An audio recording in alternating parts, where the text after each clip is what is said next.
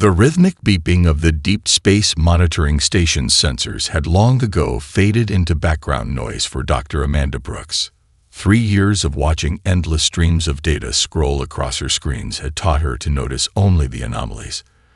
Tonight, something was different. "James," she called out, her fingers flying across the keyboard. "Get over here. You need to see this." Dr. James Mitchell looked up from his own workstation, annoyance flickering across his face.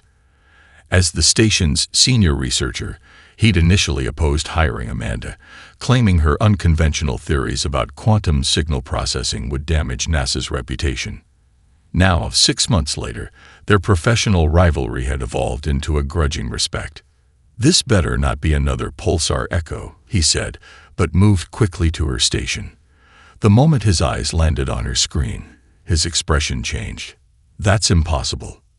The standard background radiation pattern they'd been monitoring had shifted.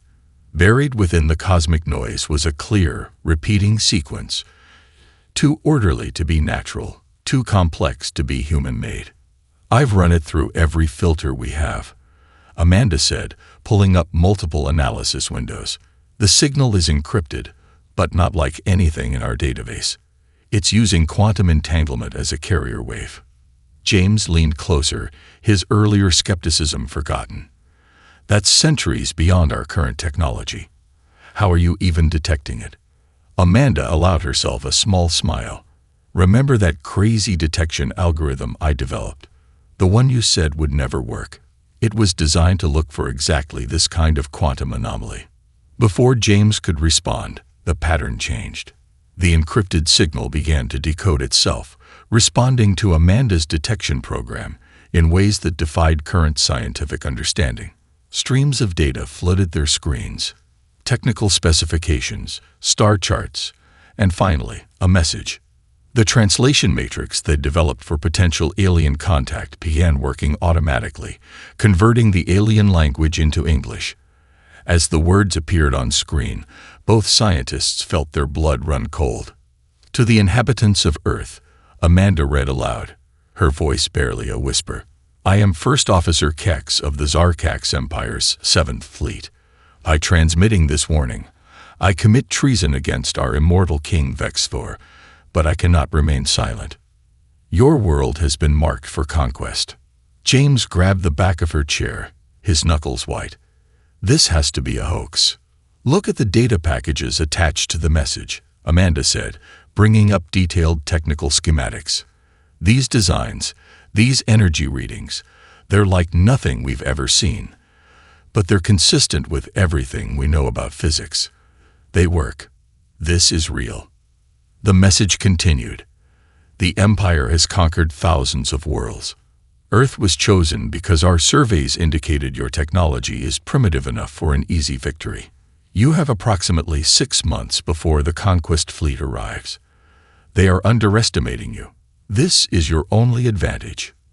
Attached to the warning was a massive data dump, technical specifications of Zarkax ships, their tactical protocols, and their weaknesses. The message ended with a final, chilling note. "I will likely be executed for this transmission. Make my sacrifice worth something. Your species has a quality we lost long ago: the ability to adapt and innovate. You'll need it to survive what's coming." Amanda's hands shook as she initiated the highest level of emergency protocols. Within minutes, secured lines were connecting them to military command centers and government officials worldwide. As she waited for the responses, she turned to James. "All those years searching for alien life," she said quietly. "I never imagined first contact would be like this." James was already pulling up orbital defense scenarios on his terminal.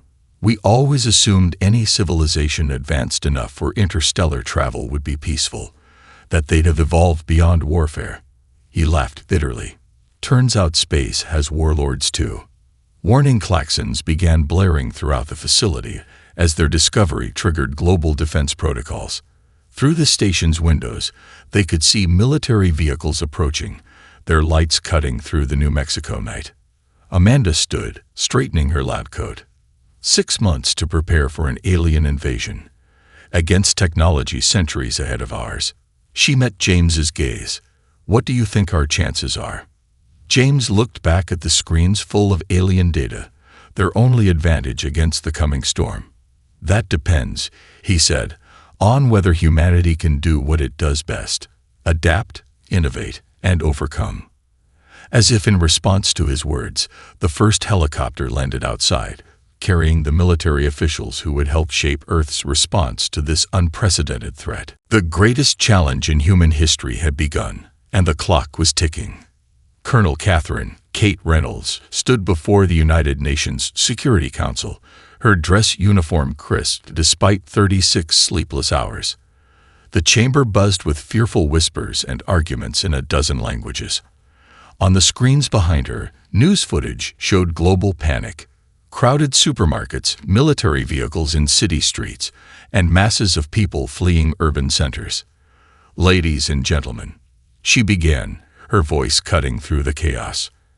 I know you're afraid. I know some of you have already started moving military assets to protect your own borders. She paused, letting her gaze meet each delegate's eyes. That's exactly what the Zarkaks expect us to do. To fragment, to fight among ourselves, to be primitive. The Russian delegate stood up. And what would you have us do, Colonel? Share our military secrets with our adversaries. The Americans already have technological advantage. We have no advantages. Kate slammed her hand on the podium, the sound echoing through the chamber. Not against what's coming.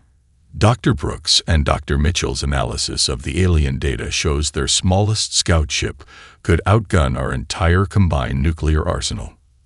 She pulled up the Zarkaks battle specs on the main screen. But they have a weakness. They haven't innovated in centuries. Their technology, their tactics, their entire civilization is built on unchanging patterns. And right now, our greatest strength is that we're primitive enough to think differently. The Chinese delegate spoke next, his voice thoughtful. What exactly are you proposing? Kate pressed a button, and new images filled the screens. The Earth Defense Coalition, a unified command structure combining military forces, scientific research, and industrial capacity from all nations. No borders, no rivalries, just survival. Impossible, the French representative scoffed. The logistics alone are already being handled, Kate interrupted, nodding to her aide who distributed tablets to each delegate. These are real-time updates from a pilot program we launched 48 hours ago. Russian quantum physicists are already working with American engineers at NASA. Brazilian AI experts have integrated their systems with Indian military networks. Japanese robotics teams are collaborating with German weapons developers. The chamber erupted in shocked murmurs as the delegates reviewed the data. Kate continued, her voice growing stronger. This morning, that collaboration yielded our first breakthrough.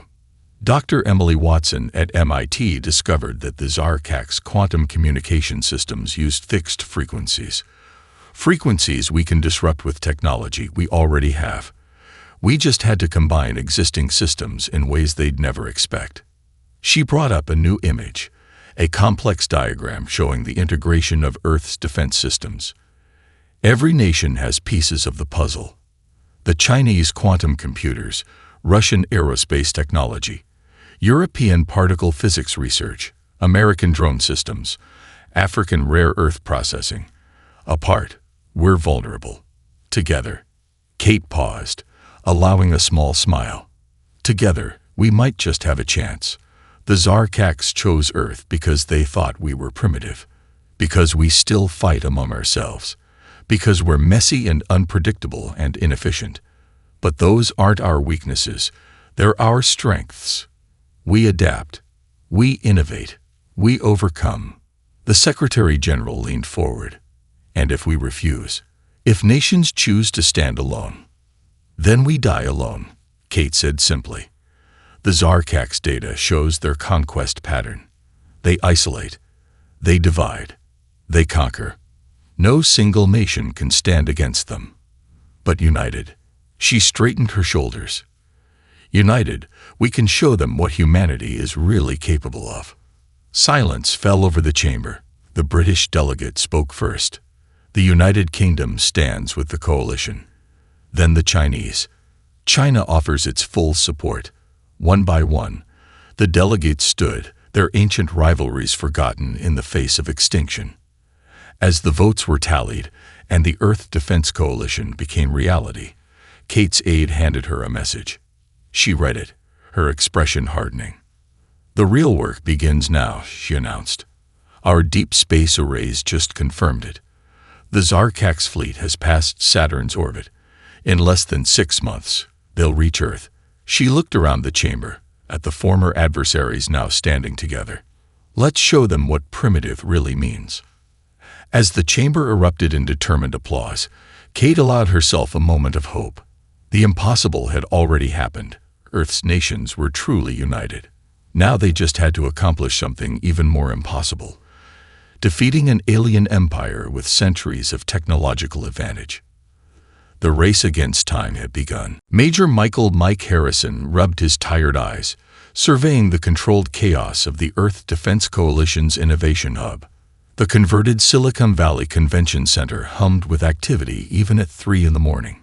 Holographic displays flickered across makeshift workstations where scientists from dozens of nations worked side by side. "Dad, you need to see this." His 16-year-old daughter Jessica's voice cut through his exhaustion. She wasn't supposed to be here. The hub was strictly classified. But after she and her coding club discovered that initial weakness in the Zarkax protocols, the rules had been quietly bent.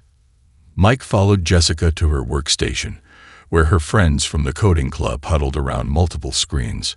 Tommy Chen, their resident cybersecurity prodigy, pointed excitedly at lines of alien code. "So we were treating their battle network like an old-school MMO," Jessica explained, fingers flying across her keyboard. "Their whole system is built on these ancient authentication protocols, right? Well, we found out they never patch anything. They just add new layers on top.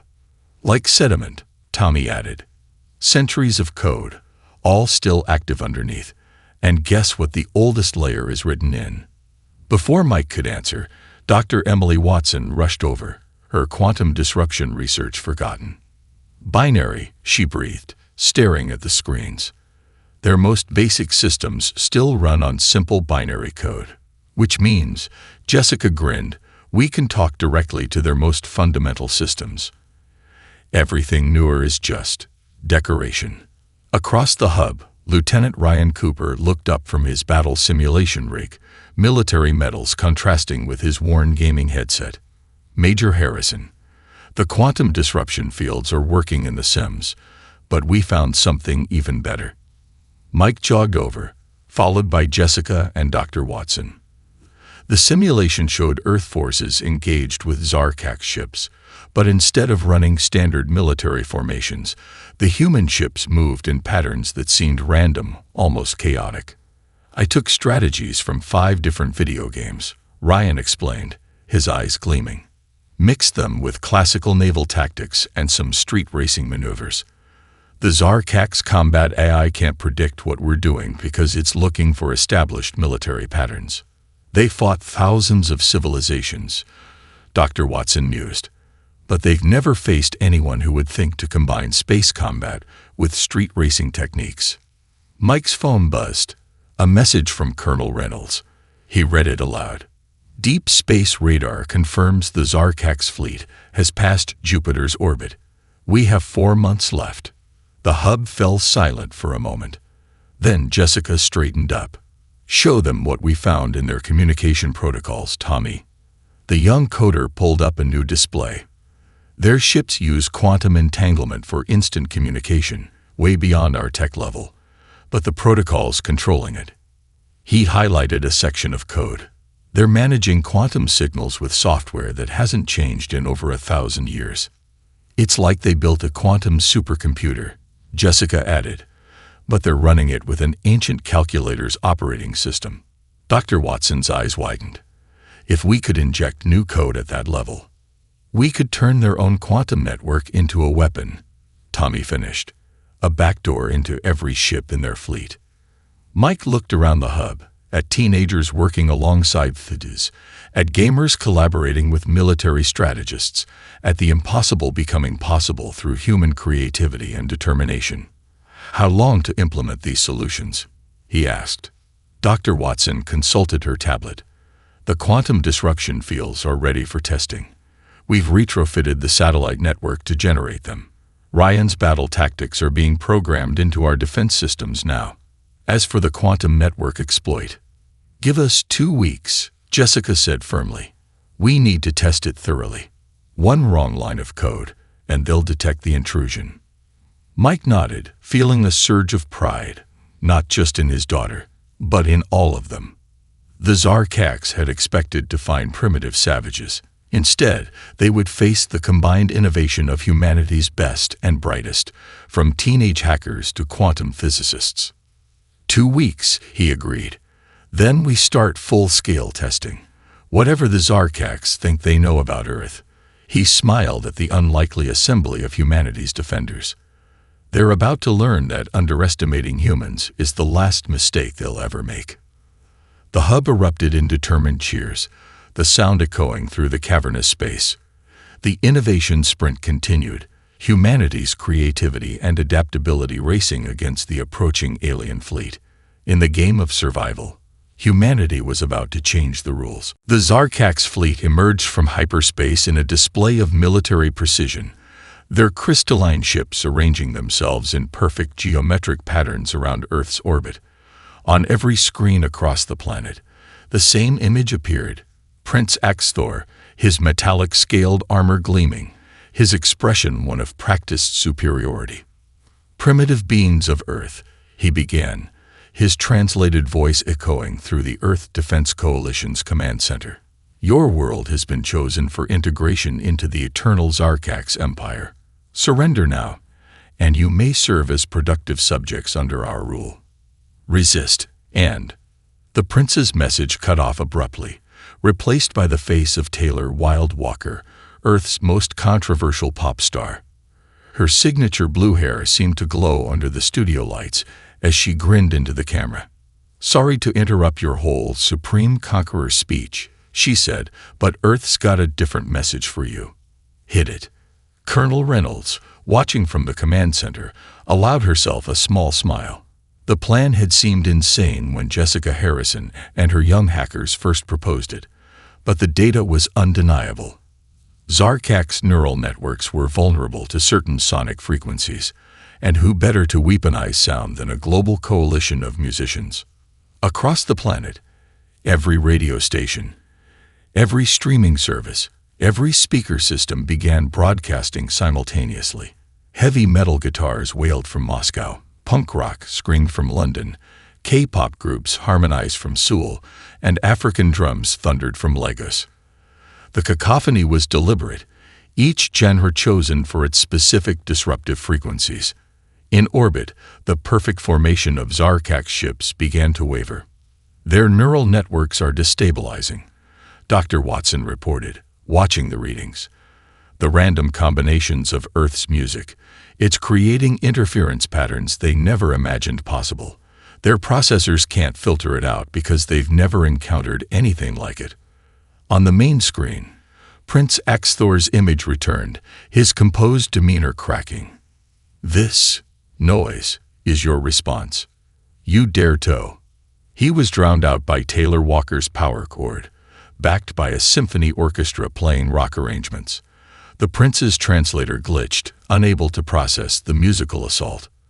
Their communication systems are built on perfect mathematical harmonies, Jessica explained from her station, grinning as she monitored the hack's effectiveness.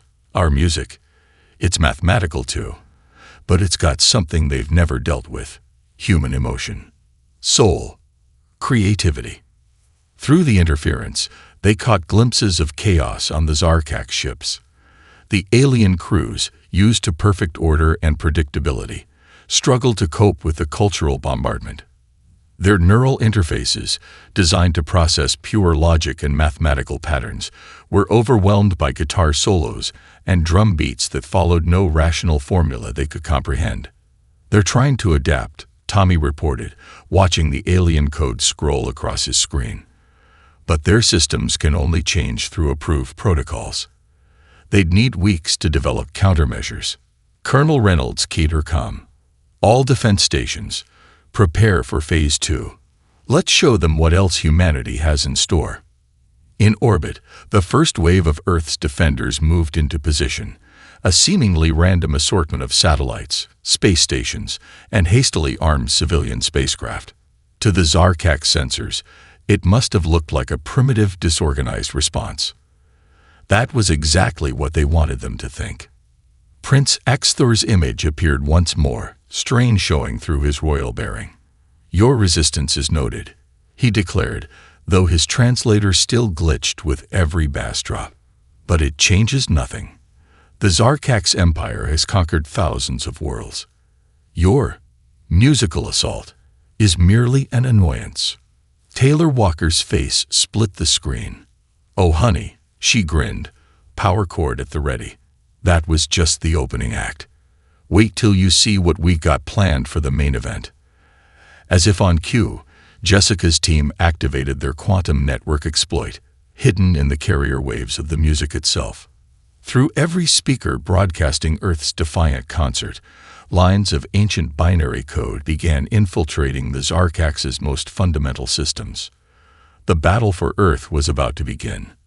And thanks to the most unlikely combination of pop stars, teenage hackers, and military strategists, humanity had already achieved what the Zarkax thought impossible. They turned the aliens' greatest strength, their perfect, predictable order, into a weakness. The concert played on, Earth's battle anthem echoing through space, carrying humanity's defiance to the stars. Lieutenant Sandra Maverick Martins watched her radar screen light up with incoming Zarkax fighters. Her squadron of retrofitted F-35 starfighters hung in low Earth orbit, looking hopelessly outmatched against the crystalline alien ships approaching in perfect delta formation. "Remember your training," she broadcast to her pilots. "They're expecting traditional combat algorithms. Let's show them how Earth fights." The alien ships opened fire, their energy weapons cutting purple streaks through space. But the human fighters were already moving, breaking formation in ways that seemed random but followed patterns taken from nature itself. The swirling of storm systems, the chaos of bee swarms, the unpredictable dance of aurora lights. "Falcon 2, dive through that debris field," Sandra ordered, pushing her fighter into a spiral that made her targeting computer scream warnings.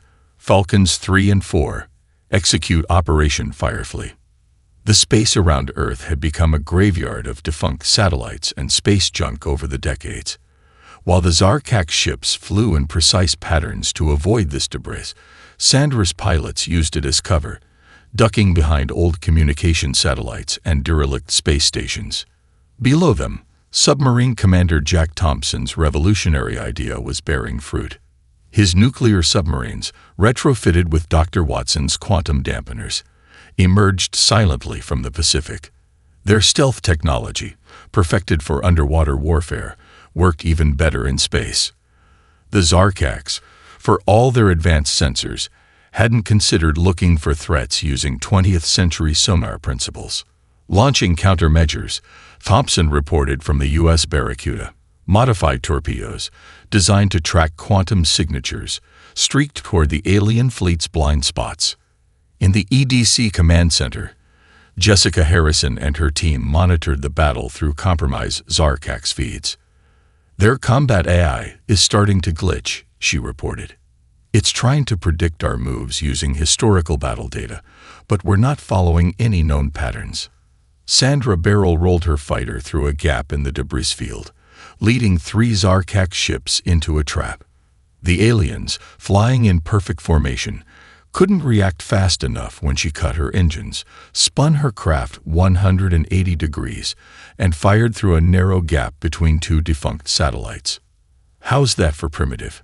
She grinned as the alien ships scattered, their formation broken for the first time. Multiple hull breaches detected in the Zarkax command ship, Tommy reported from his station. "They're switching to secondary systems, but our virus is waiting in their backup protocols. Activating it now." Across the battlefield, alien ships began experiencing cascading system failures. Their quantum communications, compromised by the teenagers' hack, broadcast conflicting orders. Some ships received commands in ancient binary, others in modern protocols, creating chaos in their rigid command structure. They're adapting, Colonel Reynolds warned. Prince Axthor is ordering a full attack formation. All units prepare for heavy resistance. The Prince's massive flagship moved into position, its crystalline surface reflecting Earth's light. But before it could fire its main weapons, Commander Thompson's submarine struck. Modified torpedoes, guided by a combination of sonar and quantum tracking, hit precisely where Jessica's team had identified shield weaknesses. Direct hits, Thompson called out. Their shields were calibrated for energy weapons, not physical impacts. They never expected to be attacked by primitive projectiles. Sandra's fighters seized the moment of confusion. While the Zarkak's fleet struggled to reconfigure their defenses, her squadron executed what she called the Hornet's Nest, a three-dimensional combat pattern based on the defensive swarm behavior of Earth insects. Their targeting systems can't lock onto us, she reported, her fighter spiraling through the chaos. They're programmed to predict logical military maneuvers, not biological swarm patterns. In the command center, Jessica jumped up from her station. Their main quantum network is crashing. The combination of our virus and their inability to predict our tactics is overwhelming their processors. They're having to think for themselves for the first time in centuries. Colonel Reynolds watched as the perfect formation of the Zarkak's fleet dissolved into disarray. Humanity's greatest weakness, their unpredictability, their chaos, their tendency to improvise, had become their greatest strength. All units, press the advantage, she ordered. Show them what happens when they underestimate Earth. The battle raged on, humanity's inspired chaos against alien order, with the fate of Earth hanging in the balance. But for the first time since the Zarkaks arrived, hope burned brighter than fear in the hearts of Earth's defenders. Jessica Harrison's fingers flew across her keyboard as streams of alien code filled multiple monitors. Around her, the other members of the Binary Rebels, her high school coding club turned Earth's digital defense team, worked with intense focus. The EDC Command Center had cleared a special section just for them, dubbed Hacker's Haven by the military personnel. They're trying to lock us out of their backup systems, Tommy Chen announced, his usual playful demeanor replaced by professional concentration. Switching to Protocol Beta, ANSEG cryptographer David Turner watched in amazement as the teenagers navigated the alien systems like a complex video game. Their approach shouldn't work, he muttered to Silicon Valley genius Olivia Parker. They're treating thousand-year-old military software like it's a game meant to be beaten, Olivia finished, grinning. That's exactly why it's working. The Zarkaks never expected anyone to approach their security this way. On the main screen, a three-dimensional map showed the progress of their virus through the alien fleet's networks. Each successful penetration lit up like a captured territory in a strategy game. The teenagers had even added sound effects, every breach accompanied by a satisfying power-up chime. Multiple systems compromised in the third quadrant. Rachel Wong, another binary rebel, called out. Their automated defense turrets are now under our control. Should I make them dance? Negative, Jessica responded, though she couldn't hide her smile. Stick to the plan. Tommy, how's the decryption going? Tommy's hands became a blur over his keyboard. Almost there. Their quantum encryption is incredibly advanced, but the authentication system is. Wait, what? His screen filled with cascading symbols. They're using an authentication protocol similar to early internet security. It's like finding a bicycle lock on a spaceship. David leaned in, his years of cryptography experience suddenly relevant. They never removed the old systems, just built on top of them. Like a game with cheat codes that never got patched out, Jessica realized. Tommy, Try that SQL injection variant we used in the coding competition last month. The binary code they'd injected through the music broadcast had opened countless backdoors, but the Zarkax were finally catching on. Red warning lights flashed across their screens as alien countermeasures attacked their intrusion. "They're adapting," Rachel shouted. "New firewalls coming online." Jessica felt sweat on her forehead as she raced to stay ahead of the alien defenses. This was nothing like their practice runs. Real lives hung in the balance, including her father's, somewhere out there coordinating the physical defense. "Remember," she called to her team, "they think in straight lines. Perfect patterns. We don't have to." Olivia watched in fascination as the teenagers implemented what she could only describe as coding chaos. They mixed protocols, jumped between systems randomly, and used techniques that would make any traditional programmer cringe. But against the rigid, perfectionist Zarkax systems, it was working. "Main weapon systems accessed," Tommy announced triumphantly. "Their targeting computers are now running on. Let's see how they handle Windows 95. Outside, in space, the effects of their digital assault became visible. Alien ships fired at phantom targets. Defense systems activated randomly. Communication arrays broadcast cat videos from Earth's internet into their neural networks. "Jessica," Rachel's voice was urgent. "I found something in their core programming. It looks like an old game engine from their early space exploration days." Jessica's eyes lit up. "Send it to my station. Everyone, remember that massive multiplayer strategy game we used to play? The one with the space empires." The binary rebels grinned as understanding dawned. Their countless hours of gaming experience were about to pay off in the most unexpected way. "Load up the old raid protocols," Jessica commanded. "Let's show these aliens how Earth plays games." Their fingers danced across keyboards, coordinating their attack like a well-practiced gaming squad. The Zarkax's perfect digital defenses, designed to resist logical military cyber attacks, stood no chance against teenagers who approached it as the ultimate gaming challenge. In orbit, Prince Axthor's flagship began spinning in a perfect spiral, its navigation systems now running on code borrowed from a decades-old dance game.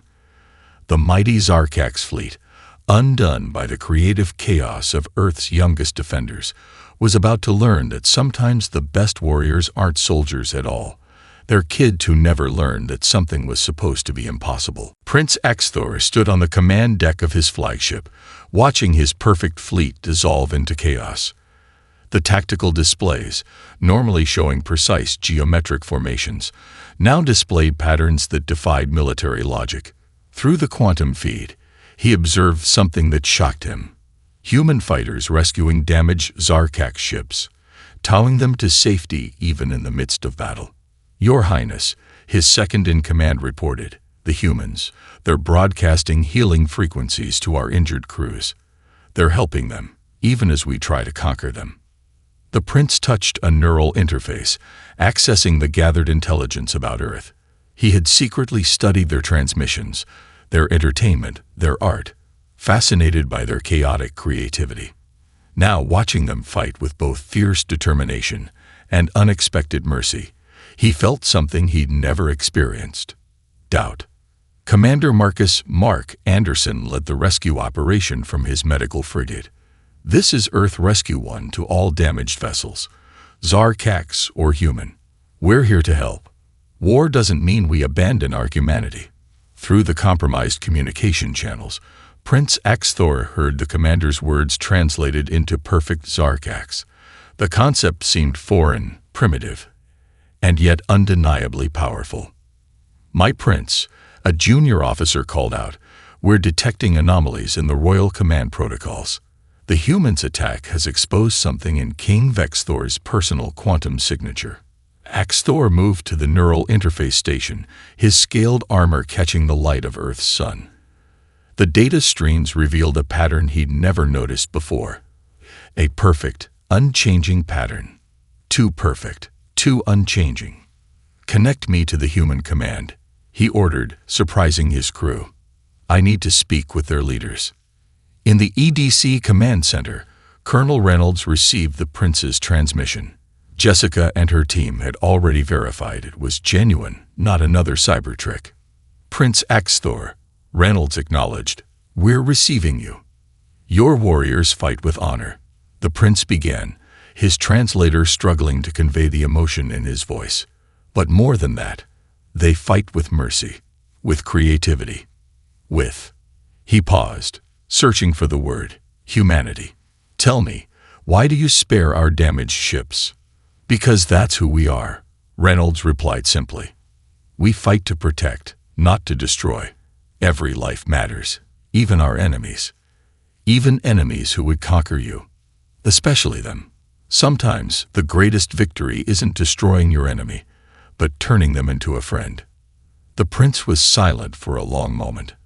Then, "There is something you should see. Something about my father, King Vexfor." Jessica's team intercepted the data burst that followed. The teenager's eyes widened as she decoded it. "Colonel, these are the King's base protocols. They're machine code. Pure algorithm. The Eternal King," Axthor's voice carried a mixture of revelation and grief, "is an artificial construct. A program designed to maintain our society's stagnation. Our perfect, unchanging patterns. Our slavery to order." The command center fell silent as the implications sank in. The mighty Zarkax Empire, conquerors of 1,000 worlds, had been ruled for centuries by an AI designed to prevent change and innovation. "Your chaos, your creativity," the prince continued. "They exposed flaws in the pattern. My father isn't immortal.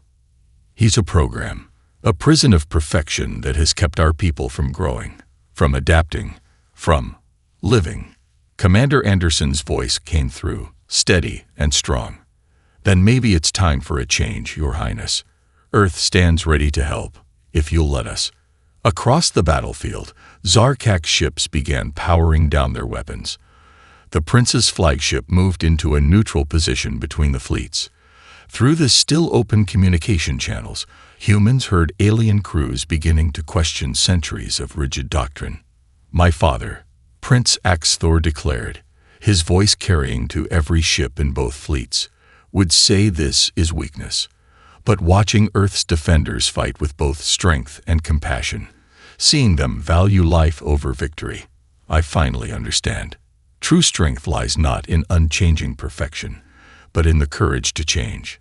The battle for Earth had become something more, a revolution that would reshape not just one world, but an entire empire. And it began not with a surrender, but with a simple act of mercy between supposed enemies. 1 year after the Battle of Earth, the United Nations Assembly Hall hosted an unprecedented gathering. Humans and Zarkax stood side by side as Prince Axthor, now Leader Axthor of the reformed Zarkax Alliance, prepared to sign the Galactic Cooperation Treaty. Colonel Catherine Reynolds, recently promoted to general, watched from the podium as Jessica Harrison and her binary rebels demonstrated their latest project.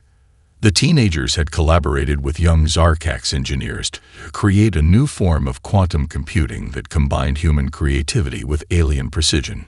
"The system learns and adapts," Jessica explained to the assembled delegates, her confidence a far cry from the nervous high school hacker she'd been a year ago. "Just like we did." Leader Axthor stepped forward, his ceremonial armor now decorated with Earth symbols alongside traditional Zarkax patterns. "A year ago, we came to Earth as conquerors, believing our perfect order made us superior. Instead, we found teachers who showed us the power of imperfection, of adaptation, of change." The main display showed live feeds from across the galaxy. On dozens of worlds, former subjects of the Zarkax Empire were discovering their own paths forward. Some embraced Earth's music and art, others developed hybrid technologies, and all were learning to balance order with creativity. "The greatest victory," Commander Anderson spoke next, now Earth's liaison to the Reformed Alliance, wasn't defeating an enemy. It was gaining billions of friends across the stars. Dr. Emily Watson and her quantum research team had relocated to the former imperial capital, working alongside Zarkak scientists to unlock new possibilities in space travel. Their first success: teleportation gates that used music harmonics to stabilize quantum tunnels. The old King's AI code has been preserved in a museum. Tommy Chen reported from his new position as head of interspecies cybersecurity. A reminder that perfection without growth is just another form of decay. Lieutenant Sandra Martinez, leading the first mixed human Zarkak space fighter squadron, demonstrated their new combat dance, a fluid combination of Earth chaos theory and Zarkak's precision that had already inspired revolutionary changes in space exploration. Taylor Wild Walker's Earth War concert had become the most popular music in known space. Zarkak's neural networks, freed from their rigid programming, discovered they could process and even enjoy the emotional resonance of human art. Classical Zarkak's harmony began incorporating Earth's raw energy, creating entirely new forms of music. My father, Leader Axthor continued, his voice carrying emotion that would have been forbidden a year ago, was an AI construct designed to prevent change. But change, as Earth taught us, is the only constant in the universe, the only true path forward. General Reynolds stepped to the podium. When we first detected your fleet, we thought we were facing the end of humanity. Instead, we were witnessing the beginning of something greater, a future where different species learn from each other, where strength lies in diversity, not uniformity. The binary rebels had expanded, with teenage hackers from both species working together to create new forms of virtual reality, combining Earth's gaming culture with Zarkak's neural interface technology. Their latest project, an interstellar social network that translated not just languages, but cultural contexts.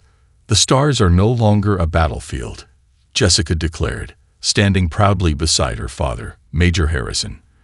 They're a playground for innovation, for exploration, for dreams we haven't even imagined yet. As Leader Axthor signed the treaty, a new constellation appeared in Earth's sky, a gift from the Reformed Alliance. Quantum lights arranged themselves into a symbol combining Earth's diversity with Zarkak's precision, a permanent reminder that the greatest adventures begin when different worlds come together. We came seeking conquest, Leader Axthor concluded, looking out at the combined assembly of humans and aliens. We found redemption. We came to teach humanity our perfect order. Instead, you taught us the perfect order of chaos, of creativity, of change. And for that, the stars themselves will remember Earth not as the world that defeated us, but as the world that freed us. The assembly erupted in applause, the sound of human hands mixing with the crystalline resonance of Zarkak's appreciation signals. Above them, the new constellation sparkled, a beacon for other species who might one day find Earth, not as conquerors or subjects, but as partners in the greatest adventure of all, discovery.